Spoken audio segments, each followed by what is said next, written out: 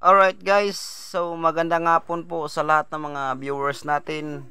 At andito kami sa bahay kubo namin at nagpapahinga no dahil yun nga nagano tayo sa ating sakahan kanina. Nagsunog na naman ulit tayo ng damo dahil wala po tayong pangbayad para mag tapas ng damo. Tapos na nga yung na-sprayan kaya sinunog na lang kasi tuyo na no.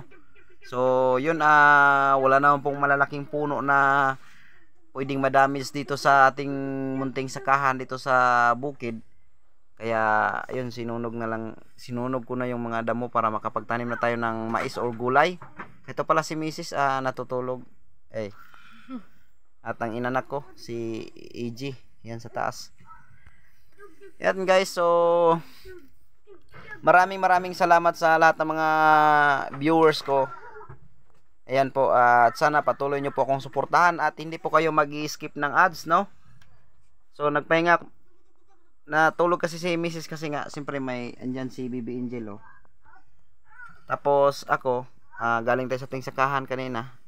Nagpahinga rin konti kasi medyo nahihilo ako sa init ng panahon. Alright.